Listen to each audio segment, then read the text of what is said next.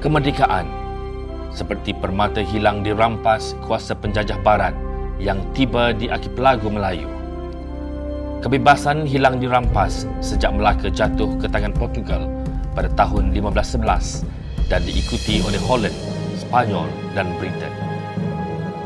Di Brunei pada tahun 1841, muncul pula seorang Inggeris bernama James Brooke memperluaskan pengaruhnya dari Kuching hingga ke Lawas dan akhirnya menjadi negeri Sarawak. Di timur, firma Inggeris North Borneo Chartered Company membina jajahannya menjadikan Sabah mulai tahun 1888. Peluang mengambil kembali kemerdekaan yang hilang terbuka bila Perang Dunia Kedua berakhir pada tahun 1945 akibat Perang Dingin di antara negara demokratik dengan komunis. Jiran tetangga satu persatu mula merdeka. Dengan pertumpahan darah, Indonesia meraih kemerdekaan pada 17 Ogos 1945, Vietnam pada 2 September 1945, Philippines pada 4 Julai 1946 dan Burma pada 4 Januari 1948. Gelombang kemerdekaan terus melanda dunia.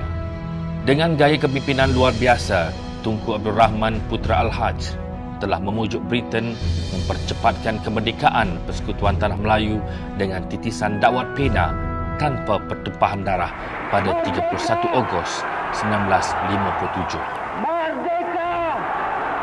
Walaupun baru saja mencapai kemerdekaan selama 3 tahun, Tunku Abdul Rahman Putra Al-Haj menyambung irama sejarah diplomasi antarabangsa dengan mengumumkan suatu gagasan baharu di antara Persekutuan Tanah Melayu dengan British Borneo, iaitu Sabah, Brunei dan Sarawak pada 27 Mei 1961. Gagasan ini semulanya dikenali sebagai Melayu Raya dan kemudiannya menjadi Malaysia.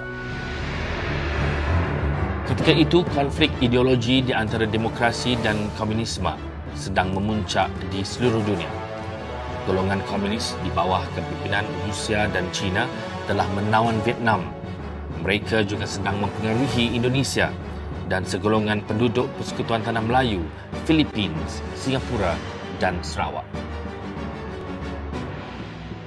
Dalam tempoh 23 hari, Sir Harold Macmillan, Perdana Menteri Britain, telah menyatakan sokongannya dan memacu cadangan ini menjadi suatu pecutan proses integrasi politik.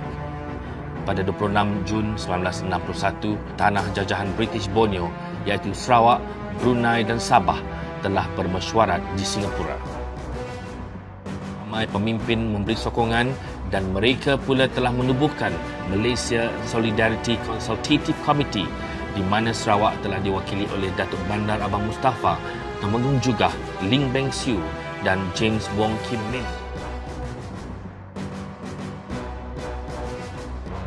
Memandangkan ancaman dari Communist Clandestine Organisation Sarawak yang dibantu oleh komunis dari China dan Indonesia semakin meruncing, maka jawatankuasa ini mendesak agar Persekutuan Malaysia ditubuhkan dengan segera. Justru itu, pada 4 Januari 1962, Dewan Undangan Negeri Sarawak telah meluluskan Kertas Putih Malaysia dan Sarawak. Selepas itu, Suruhanjaya Cobalt telah dibentuk pada 23 Januari 1962 untuk mengendalikan pungutan suara rakyat di Sarawak dan Sabah. Mereka telah mendengar dan menerima pandangan rakyat di 36 pusat walaupun dihalang oleh an-Nasir komunis di Kuching, Sibu dan Miri. Pada bulan Julai telah diterbitkan laporan Cobalt di mana rakyat Sarawak dan Sabah menyokong penubuhan Persekutuan Malaysia. Justru itu, pada 1 Ogos 1962, Tunku Abdul Rahman dan Perdana Menteri Britain, Sir Harold Macmillan, telah mengumumkan bahawa pengisytiharan Malaysia akan disempurnakan pada 31 Ogos 1963.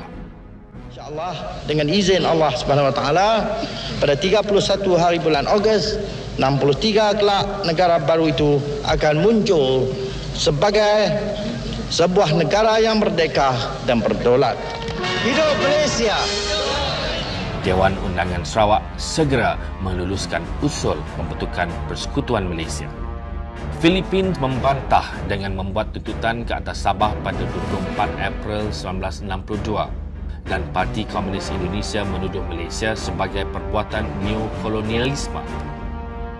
Pada 8 Disember 1962, Parti Rakyat Brunei mengadakan pemberontakan yang melibatkan daerah Bekenu, Limbang dan Lawas. Askar Indonesia pula menceroboh dan menawan stesen polis terbeduk berdekatan sempadan dan Komunis Clandestine Organisation Sarawak mengeruhkan keadaan di Kuching dan Sibu dengan mengibarkan bendera Parti Komunis Cina. Keceriaan di Bandar Kuching menjadi suasana perang. Ratusan askar Persekutuan Tanah Melayu dan askar Commonwealth membanjiri bandar itu. Raungan bunyi jet dan helikopter tentera di ruang udara dan kenderaan tentera mensesakkan jalan raya. Jepun telah mengambil inisiatif membawa Perdana Menteri Persekutuan Tanah Melayu Tunku Abdul Rahman, Presiden Filipina Diosdado Macapagal dan Presiden Indonesia Sukarno ke Tokyo pada 31 Mei 1963 untuk perundingan damai. Tunku Abdul Rahman meneruskan diplomasinya dan mendesak Britain membebaskan Sarawak dan Sabah di mana hasilnya ialah perjanjian Malaysia. Wakil Sarawak yang menandatangani dokumen tersebut ialah Datuk Bandar Abang Mustafa, Temenggung juga Abang Haji Openg, Ling Beng Siu dan James Wong Kin Min pada 9 Julai 1963. Perjanjian ini membolehkan Sarawak membentuk kabinet pertama pada 22 Julai yang terdiri dari Datuk Stephen Kalong Ningkan sebagai Ketua Menteri, Encik Abdul Taib Mahmud, Encik James Wong Kin Min, Awang Hipni Pengiran Anu, Encik Dunstan Endawi dan Encik Teo Kui Seng. Bagaimanapun, Indonesia dan Filipina mengulangi bantahan mereka di saat akhir kemerdekaan pada 27 Julai 1963. 33 hari sebelum kelahiran Persekutuan Malaysia pada 31 Ogos. Dengan berani, Tunku Abdul Rahman berunding dengan Sukarno dan Macapagal di Manila untuk mengelakkan peperangan. Setelah 3 hari, mereka bersetuju membentuk Konfederasi Mafilindo dan meminta Pertubuhan Bangsa-Bangsa Bersatu meninjau pendapat rakyat Sarawak dan Sabah sekali lagi. Oleh kerana itu, pengisytiharan Persekutuan Malaysia telah ditangguhkan kepada 16 September 1963. Pada 13 September, United Nations Malaysia Mission mendapati rakyat Sarawak dan Sabah mahukan Persekutuan Malaysia.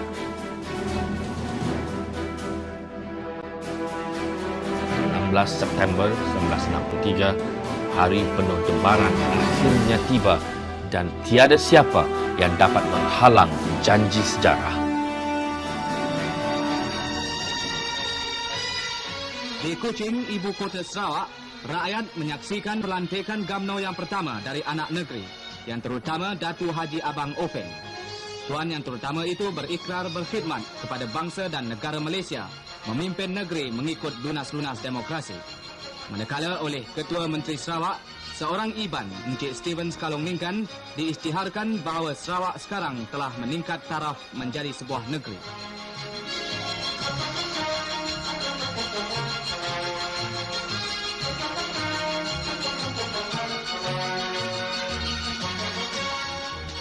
Setelah itu, oleh Wakil Kerajaan Pusat, Menteri Pertanian dan Kerjasama Tuan Haji Muhammad K. Johari memasyhurkan kemerdekaan Sarawak dari apa jua bentuk penjajahan.